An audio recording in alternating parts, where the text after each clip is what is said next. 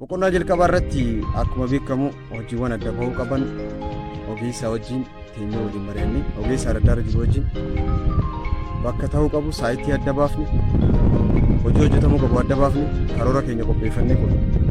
Itti aansuun uummata bal'aa baasnee mariisisa. Irratti walii galle barbaachisummaa hojii misooma sululaatii hojii wal qabata. Hojiiwwan karoorfanne san karoora keenya hawaasa beeksisne hawaasnis fedhiidhaan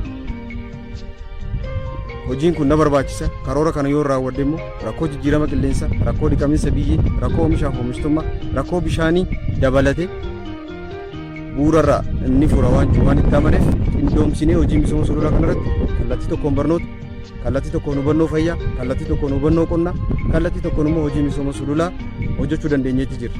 Bal'ina lafa hektaara 350 adda baasne hojii kana qindeessine hojii kana keessatti immoo kallattii hundaan hojiilee hojjetamuu qaban qindeessine hojjanneeti jira. Milkaa'ina hojii kanarratti yeroo ammaan tana parsantaa 95 irra geenyee jirra. Hojii kana xumuruuf gara boodaatti deemaa jirra.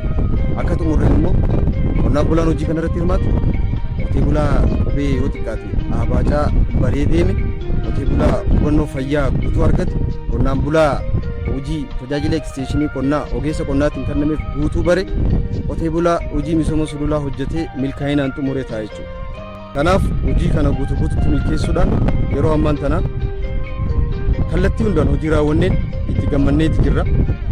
Hojiin kun immoo bifa muuxannoof akka ta'utti uummata adda mul'ataa hunda dafqa keessa roobaan adeemu jecha fayyaa isaanii dachaan akka dabaluuf waaqa isaaniif kadhachaa hojii isaan hojjetanii lafarratti agarsiisan kana bara baraan waggaa waggaan akka kunuunfatan akkuma hojjetan kanatti biqiltuu keessa dhaabanii sululli kun daangeffamee hojii yaadameef irraa akka oolu akka isaan taasisan ergaa dhaamaa fi hojii amma hojjenne kanatti immoo hojii qulqullina saayinsiin ogummaa deeggarame ta'uu isaa sadarkaa ogummaa keenyatti mirkaneessinee jirra.